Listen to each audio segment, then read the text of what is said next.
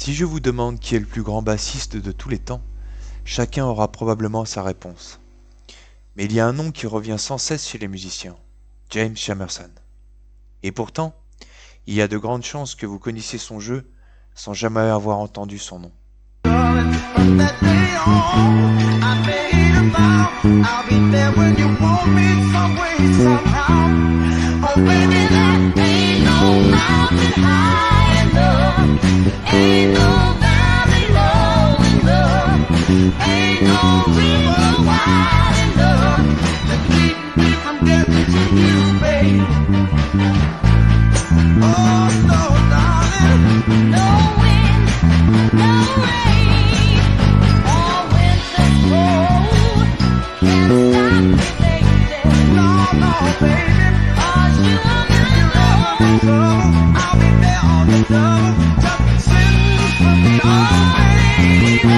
Avant de devenir le bassiste emblématique de la Motown, James Jamerson était contrebassiste de jazz. Au début des années 60, comme beaucoup de musiciens de studio, il fait partie de cette génération qui passe de la contrebasse à la basse électrique. Son instrument de prédilection devient une Fender Precision Bass, l'un des tout premiers modèles de basse électrique à connaître un immense succès. Jamerson va rapidement en explorer toutes les possibilités et contribuer à redéfinir le rôle de la basse dans la musique populaire.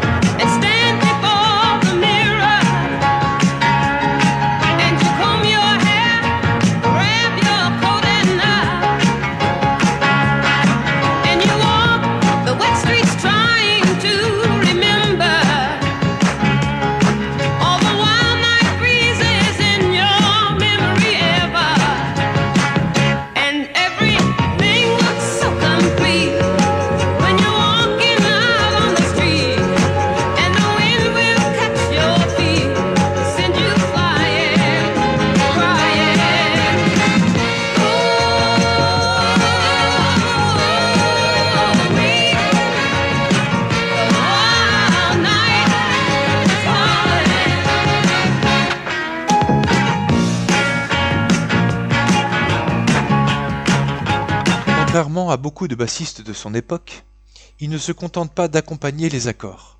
Il crée de véritables lignes mélodiques qui dialoguent avec la voix et participent pleinement à l'identité des chansons. Autre particularité, il joue presque toujours avec un seul doigt de la main droite, qu'il surnomme « the hook », le crochet, une technique héritée de ses années de contrebassiste devenue sa signature. Entre le début des années 60 et le début des années 70, James Jamerson enregistre des centaines de morceaux pour la Motown. On l'entend notamment aux côtés de Marvin Gaye, Stevie Wonder, Diana Ross, The Temptations, The Four Tops, Smokey Robinson, Martha and the Vandellas, Gladys Knight ou encore les Jackson 5.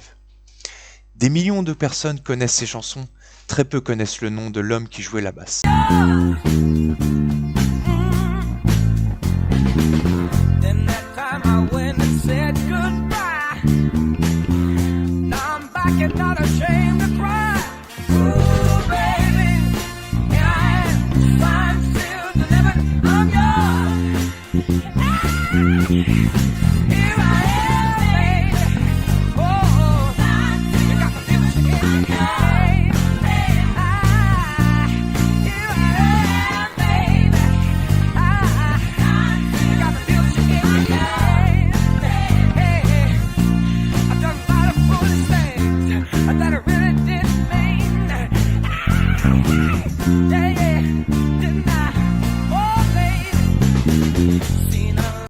Maintenant que vous savez qui était James Jamerson, parlons de ce qui le rendait vraiment unique.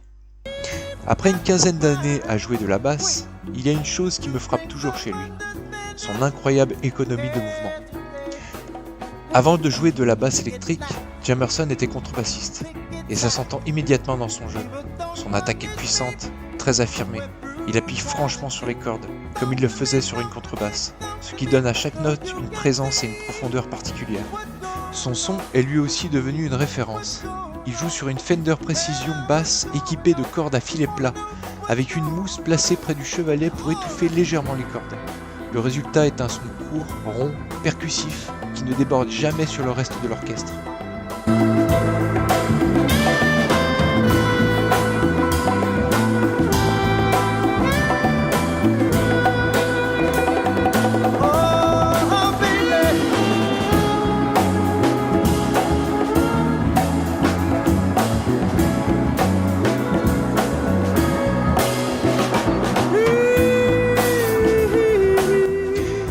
m'impressionne le plus, ce n'est pas son matériel, c'est sa manière de construire ses lignes de basse.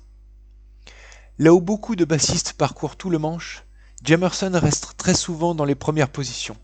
Ce n'est pas une limitation, c'est un choix musical. Avec seulement quelques cases, il est capable de créer des lignes d'une richesse incroyable.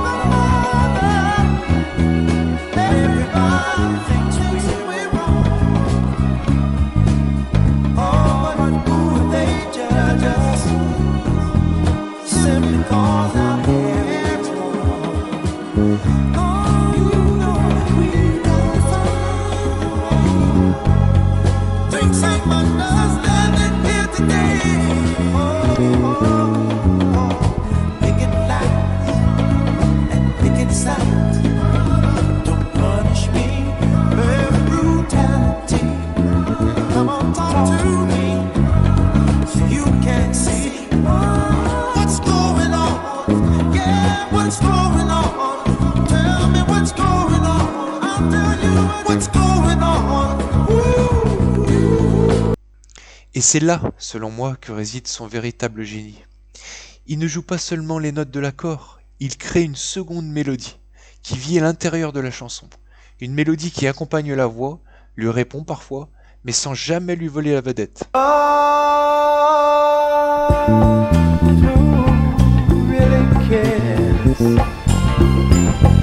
Who's willing to try?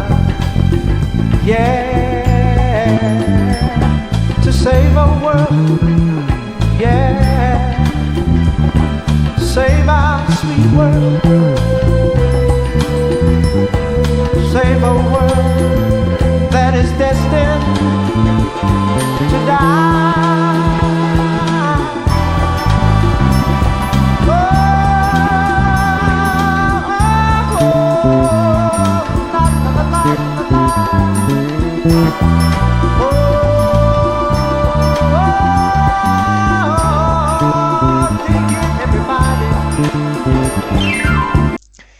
Écoutez attentivement des morceaux comme What's Going On, Darling Dear ou For Once in My Life. Essayez pendant un instant d'oublier le chant et concentrez-vous uniquement sur la basse. Vous découvrirez qu'elle raconte presque une histoire à elle seule. Once in my life, I have someone who needs me, someone I've needed so long. For once unafraid, I can go where life leads me. Somehow I know I'll be strong. For once I can touch what my heart used to dream of long before I knew. Oh, someone warm like you would make my dream come true. Yeah. The game of love is such a beautiful game. If you got time, little girl, I'd like to explain all the do's and don'ts, all the wills and wants.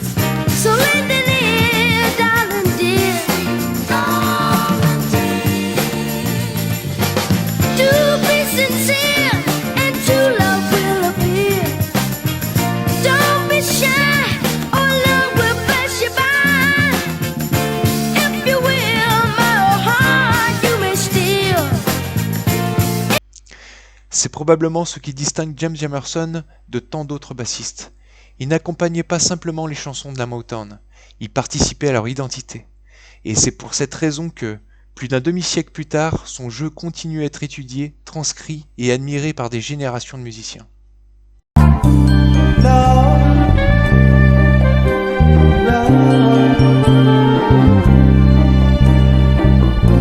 Sweet love, love, wonderful love.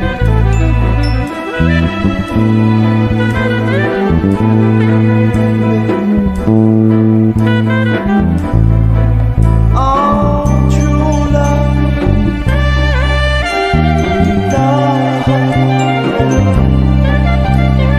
love for your brother, and love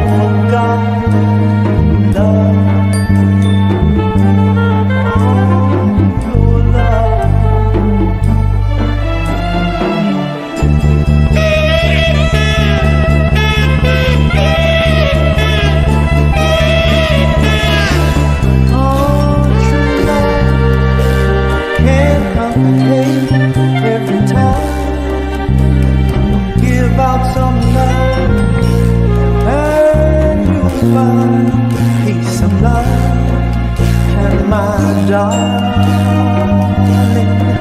one more thing.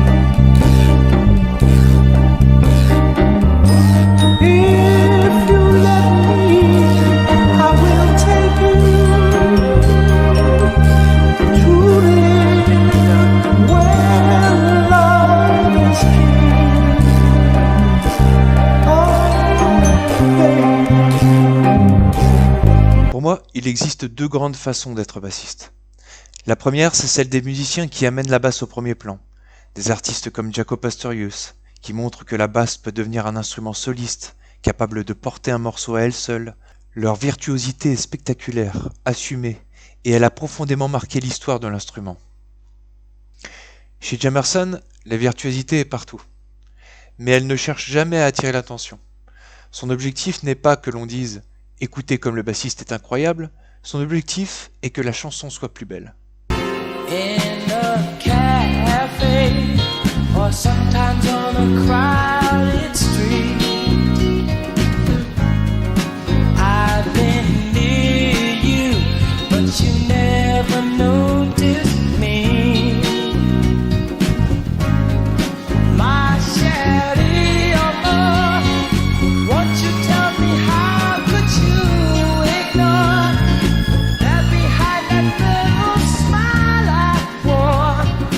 I wish that you were mine.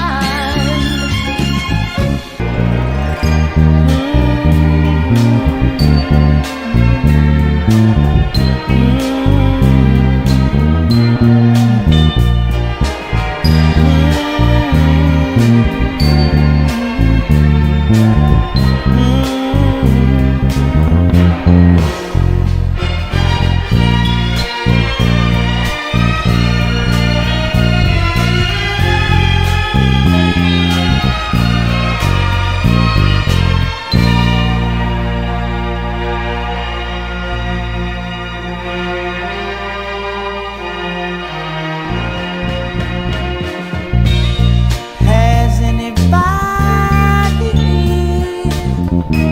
seen my friend Bobby? Can you tell me where he's gone? You know he freed a lot of people, but the good they died young, yeah. Just looked around and he was gone. Sa ligne ne domine jamais la musique, elle la soutient, elle la colore, elle dialogue avec la voix, elle relie les accords. C'est ce que j'appelle une mélodie dans la mélodie. Si vous retirez sa ligne de basse, la chanson fonctionne encore, mais elle perd une partie de son âme. C'est cette élégance qui me fascine, une virtuosité discrète, entièrement mise au service de la musique. Et James Jamerson n'est pas le seul à avoir incarné cette philosophie.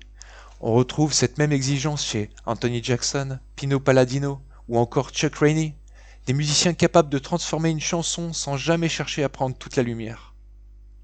Au fond, c'est peut-être ça, la plus grande leçon de Jamerson. Un immense musicien n'est pas forcément celui qui joue le plus de notes, c'est souvent celui qui choisit les bonnes. Does it ever bother you? Have you asked why you seem to fall in love and out again? Do you really ever love or just pretend? Oh baby, why fool yourself? Don't be afraid to help yourself. It's never too late to stop. Look, yes, listen to your heart, hear what it says. Stop. Look, listen to your heart, hear what it says.